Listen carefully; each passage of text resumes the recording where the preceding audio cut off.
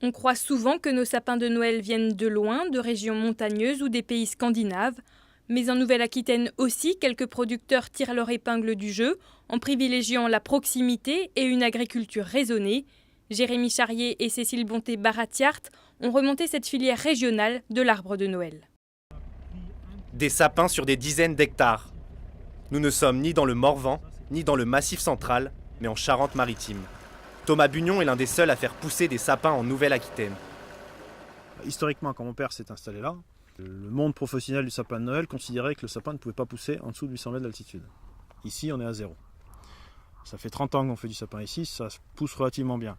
Relativement bien au point de vendre plus de 10 000 sapins aux professionnels et environ 200 aux particuliers. Les 2/3 de son chiffre d'affaires annuel en seulement 15 jours. Ce pépiniériste mise de plus en plus sur le sapin, avec un objectif ambitieux. Produire d'ici quelques années aux alentours de 20 à 25 000 sapins. Le pépiniériste distribue des sapins dans toute la région, notamment chez ce vendeur bordelais. Un sapin, c'est ça, c'est gonflé et bien étoffé jusqu'en haut, et je peux mettre ma boule ici et ma guirlande ici, il y a la place. Pour Florian Méraguet, la proximité a plusieurs intérêts. Ça permet d'avoir une offre qui est beaucoup plus calquée sur nos besoins à la semaine et d'avoir des sapins qui sont beaucoup plus frais puisque coupés au fur et à mesure. Jusqu'à l'arrivée du Père Noël, pas de répit pour tous les deux.